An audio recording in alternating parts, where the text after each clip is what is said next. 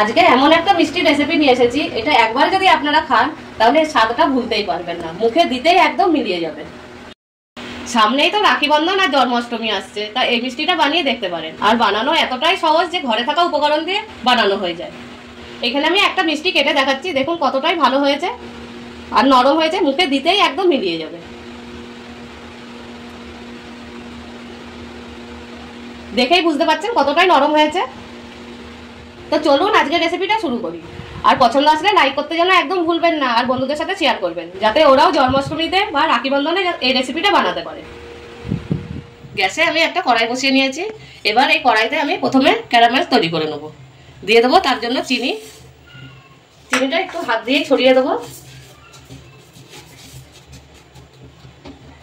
দিয়ে এখন আর নাড়াচাড়া করবো না, এখন এরকমই আমি রেখে দেবো।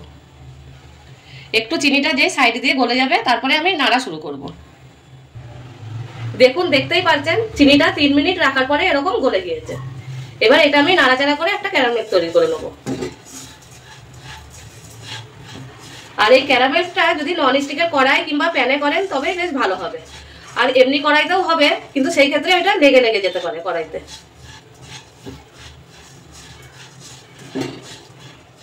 অনেকটাই গলে এসছে চিনি, আর কালারও এসে গেছে। আরো একটু কালার আনতে হবে, তার জন্য গ্যাসের আঁচটা একদমই মিডিয়াম রাখতে হবে।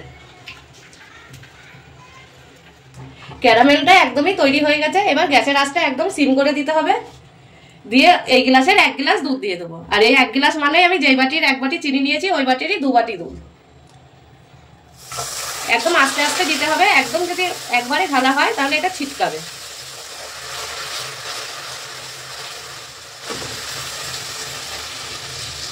আর দুধ যখন মানে ঢালা হবে তখন এরকম চিনিটা একটু দলা পাকিয়ে যাবে, তাতে করে ভয় পাওয়ার কোনো চিন্তা নেই। এটা আস্তে আস্তে গলে যাবে।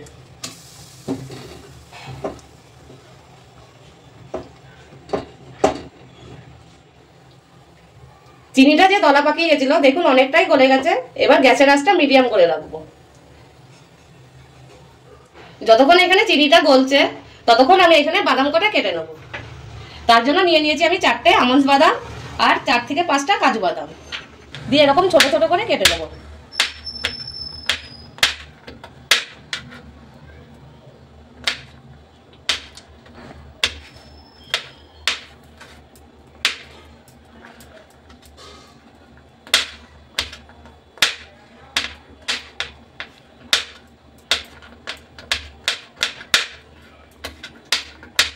আমন্ড বাদাম কাটা হয়ে গেছে, এবার এই কাজু বাদামগুলো কেটে নেব।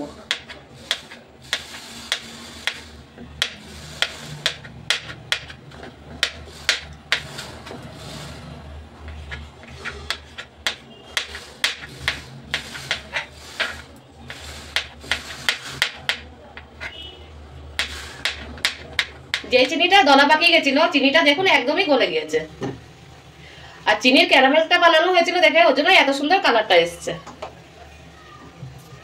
এবার দিয়ে দেবো 1 বাটি ডেসিকেটেড কোকোনাট। এইটা আপনারা যে কোনো মুদিখানা দোকানে পেয়ে যাবেন কিংবা অনলাইনেও এটা পেয়ে যাবেন। এটা যদি কাঁচা নারকেল দিয়ে বানান তাহলে অতটা ভালো লাগবে না, বেশি দিন রাখাও যাবে না। ওর জন্য চেষ্টা করবেন যে ডেসিকেটেড কোকোনাট দিয়েই বানাতে।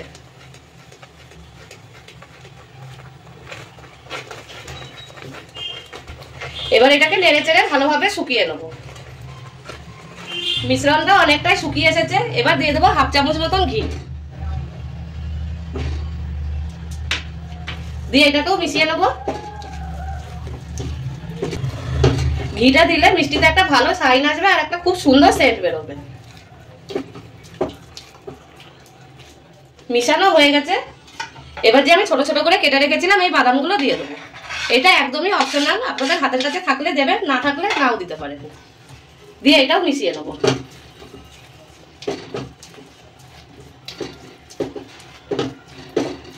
এই বাদামগুলো দিলে যে যখন মিষ্টিটা খাওয়া হবে মুখে পড়বে বেশ খেতে বেশ ভালো লাগবে। এবার এখানে আমি 2টো এলাচের দানা আমি বের করে রেখেছিলাম, দিয়ে এটা দিয়ে দেবো। একটা সুন্দর সেন্ট বেরোবে।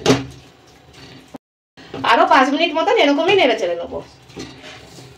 মিষ্টিটা আমার পুরোই তৈরি হয়ে গেছে। আপনারা এভাবেই বুঝবেন যে কড়াই থেকে যখন এরকম ছাড়তে লেগেছে তখন ভাববেন যে মিষ্টি পুরোই তৈরি হয়ে গেছে। দেখুন কত ভালোভাবেই ছেড়ে যাচ্ছে কড়াই দিয়ে। এবার আমি একটা প্লেটে বের করে এটাকে একটু ঠান্ডা করে নেবো।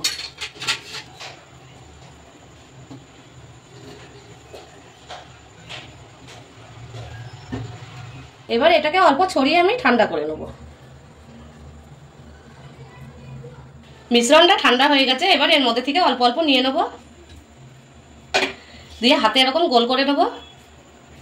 হাতে যদি লেগে যায় তাহলে আপনারা অল্প ঘি মাখিয়ে নিতে পারেন। দিয়ে এরকম গোল করে এরকম চ্যাপটা করে নেবো।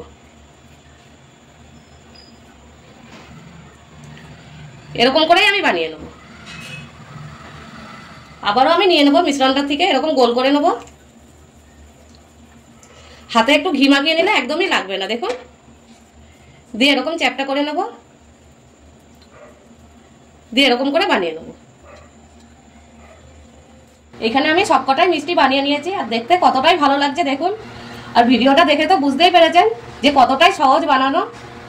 এবার আমি একটা প্লেটে উঠিয়ে নেব।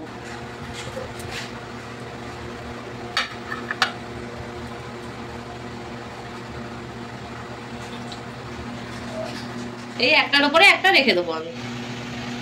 আর এই মিষ্টিটা সামনেই তো রাখি বন্ধন আসছে, আবার জন্মাষ্টমী আসছে, আপনারা বানিয়ে এটা দেখতে পারেন।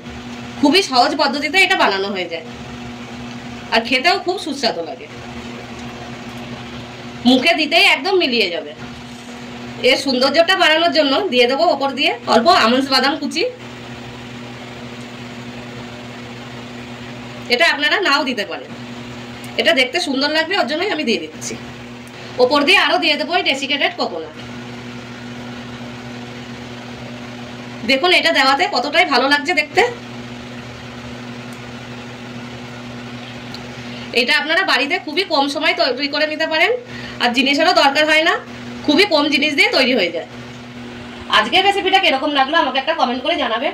আর এই রেসিপিটা যদি ইউটিউব থেকে দেখে থাকেন আর আমার চ্যানেলে যদি নতুন হয়ে থাকেন তাহলে চ্যানেলটা সাবস্ক্রাইব করে পাশে থাকবেন, আর ফেসবুক থেকে দেখে থাকলে পেজটাকে ফলো করে নেবেন।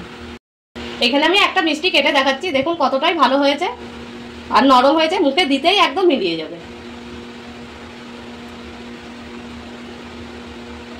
দেখেই বুঝতে পারছেন কতটাই নরম হয়েছে। তো চলুন আজকের জন্য এই পর্যন্তই, আবার দেখা হচ্ছে এরকমই নতুন নতুন রেসিপি নিয়ে।